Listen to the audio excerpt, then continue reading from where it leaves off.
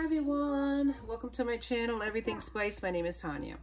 All right, this is it, man. This is the home stretch. This week is Thanksgiving. Happy Thanksgiving to everyone out there on Everything Spice, all my Everything Spice family and those that are tuning in. Thank you so much. Like on the way in. I'd love to have you as part of my Everything Spice family. All right, so today what we're gonna do is something non-traditional. Now, every year, what I do is a grazing table, or what they call an appetizer table, whatever you want to call it. It is the appetizers before the main event. You know how people come over and you're not quite ready for them, and Thanksgiving is not yet ready to happen or commence because it's still in the oven, man. The bird's not ready yet. So you want them to have something to nosh on, you know, like olives, maybe Italian meats if you want to go crazy like I do, fancy cheeses, that type of thing, crackers, whatever the case may be, chips, things that you want them to nosh on. Well, I have something for your appetizer party this year, your appetizer table.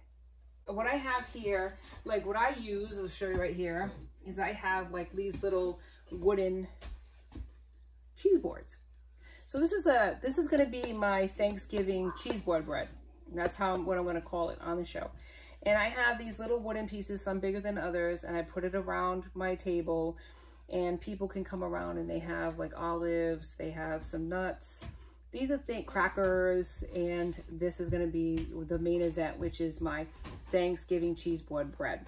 So join me on the other side as we make Thanksgiving cheese board bread on Everything Spice. I'm adapting this from the Joy of Cooking book, the Encyclopedic of Cooking, absolute authority, love it to death. It's a Parker house roll recipe, and I'm gonna make it my harvest, my appetizer bread, and this is how I'm gonna do it. So with this recipe, what do we got here? Let me bring it up. All right, in this bowl right here, I have 1 cup of milk warmed. I have 2 tablespoons of butter softened. I have 1 tablespoon of sugar and a 1/2 teaspoon of salt. Then what I did in this one right here, which is bubbly, baby, bubbly. You want to drink? You want to drink? You want to drink? Yeah. No, you don't. This is the yeast. So 2 1/4 teaspoons of active dry yeast, or you can do it by spoonage, which is what I did, or 1 envelope of the dry active yeast, right? And then 2 tablespoons of water warmed, okay? And it turns bubbly when it's active. It's so delicious. It's so tasty. No, it's not. Not yet anyways. I'm going to add 1 egg to that right here, or I'm going to add it the opposite, whatever you want. This is the egg. This is the egg. This is the egg. Can't see it. Can't see it. Can't see it. Can't see it. No, you can't really see it. And if I spill it, I'm not going to be happy. So I'm not doing it. So we're going to add that to this. And then I have 3 1/2 cups of all-purpose flour in this one. Okay, and that's the recipe, melted butter after the rolls come out. But this is the kicker. And this is plumped up harvest mix of cranberries, dried apples, and raisins that I plumped up in hot water. Okay, so that's gonna go in at the end. Well, once I mix everything. But you can do it now when you want to, because I'm gonna put it in with the flour. And why I'm doing that is so that, hang on here, let me get this in. And why I'm doing that is because you don't want anything to sink to the bottom. And so that's why I do it this way. Because if you don't do it in the flour, you don't toss it in the flour, it can tend to sink. Now everything goes in the mix once this gets all nice and coated. Okay, we're gonna coat all this up and get it all over ourselves so we can look like we've been busting our hump all day. Now here we go. The egg is going in to the mixture. Mix it, mix it, mix it, mix it, mix it. There you go, just like that. Just like this. Mix it, mix it, mix it. And then we're gonna put everything in the pool. Okay? We got all of this going in together. Mix all this in. And it's just a one-shot wonder. One-pot wonder, as I like to say. Everything goes in the pool. The yeast. The flour goes in with everything else, right? Everything goes into the flour, I should say. And then you just mix it in, mix it in, mix it in. And once that's all mixed in nice, hopefully we don't need any more liquid in this, but depending on the season, it could be dry, right? It could be dry and it could need a little bit more warmed water in here or just some water in here. You could get room temperature water and add that as well. You've really got to check it out and use your hands. Now, what I'm going to do in this instance, because you know how I am about my hands, I'm going to use gloves. Yes, I'm going to use gloves. You don't have to, obviously, but you know how I am with, if you watch my show, and I highly recommend you do, you know how I am with my hands. I just don't like to touch the food and get it between the nails. But if you're not OCD like that, then that's fine. Get in there with your hands. But you really have to feel it in order to tell whether you need more water. Don't add more water if you really don't need it. Need it, get it? Need it, baby. That's what this is all about, needing it. So we're gonna mix it in. And sometimes, like in this instance, you might need a little bit more flour, but you're never gonna know unless you get your hands in there and get them dirty. So we're gonna mix all this together into a nice smooth ball. And I'll probably do this off camera, but maybe I might show you it. I don't know, I've shown you it so many times, but if you're new to my channel, welcome. You might not know. I'm gonna do it in this first, the bowl first, mix it really well. And look how combined that is already. Now, once you get it as combined as this, you're gonna have some residual flour. And save the butter, because you have the 2 tablespoons, but you have a stick of butter, right? All it's gonna take is 1 stick of butter, because everything is gonna go into that. Meaning, afterwards, you're gonna use that to melt all over the bread. So it's gonna be fabulous. Now, what I need to do is to get some more flour. So need this more in. So let me get some more flour up in here. Now remember, you can add to something, but you can't take away. So don't be crazy with this and add too much flour, because then what happens is you get too much, and then what happens? You can't take it out and it's dry. Now you gotta get moisture, you gotta go playing with it. It's not worth it. Don't do it, people. Don't do it. Now push it all aside. Just get a little bit of flour on the board. And if you have extra, just toss it to the side. You might need it. If you don't need it, you don't use it. And put it on the board. And you can shape this bread into anything you want. You can shape it into rolls, or you can shape it into one bowl, right? One big bowl. Stuff it with stuff. Like stuff it with some cream cheese. A cream cheese dip or something like that. That would be really, yeah, that would be really nice, right? Nice sweet cream cheese dip. Yeah. All right, so what we do, right, as I always say, you take your bread, and this is a yeast bread, so you're gonna push it away. Towards you, push it away. Towards you, push it away. And that's all you do until it comes to a nice soft ball. And you know, depends on how you want to shape this beautiful bread. You could also braid it too if you wanted to. That would be nice. Then you just add a little bit more, but you don't want too much, because if you put too much flour, guess what happens? It becomes hard. And we want a nice soft bread. Now, depending on what you want to do, you can make these into little individual rolls too. But this is so pretty. And it's going to go into a greased pan, whether it's glass, or what I have there is a, hang on, I'm touching myself here, which is grease. Crazy. I'm gonna put it into this pan, okay? Just like an aluminum pan, and it's got some grease in it, so that way it doesn't dry out the bread as it's rising. But I'm gonna keep kneading it, shaping it. Well, not shaping it, shaping comes later. This is just to get it to have to release the gluten from it. You don't have to do too much to it at first, but look at this.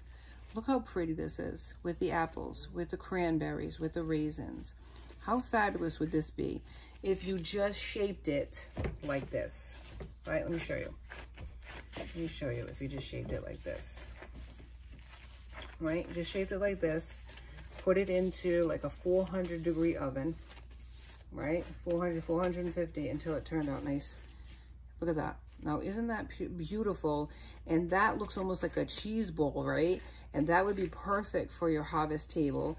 You could cut out, hollow out the middle and put in like a nice sweet dip. I might do that. I haven't decided yet.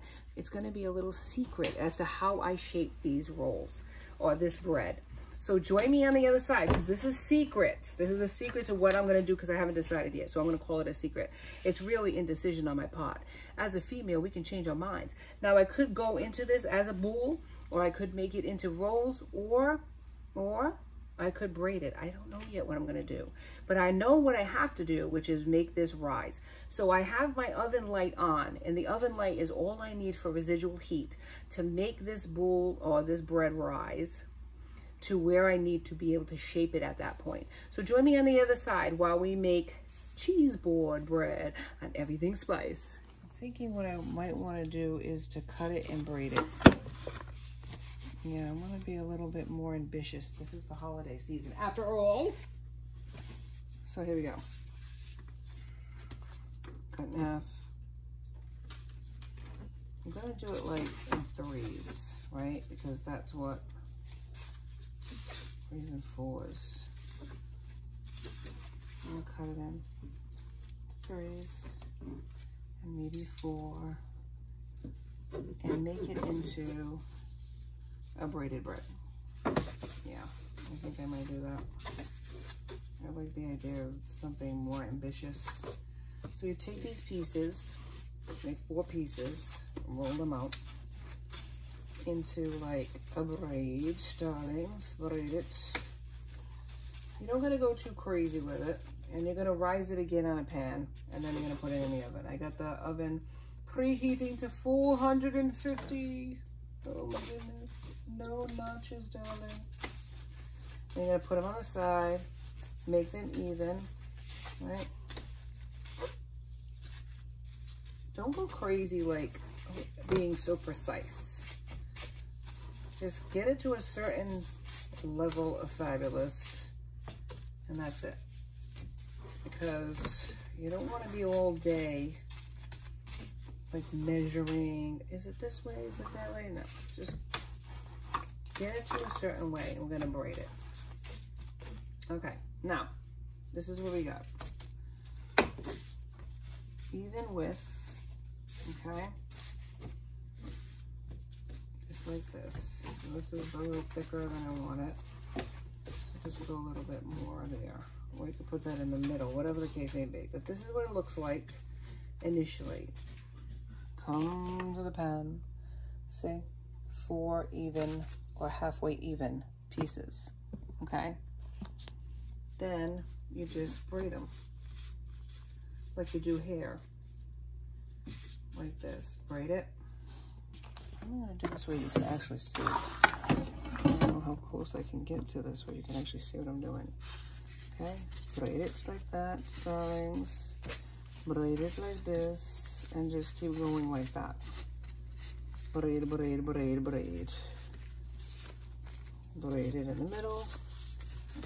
Right? And you add this to that, this to this, and you just keep braiding it until you get it all down there like hair.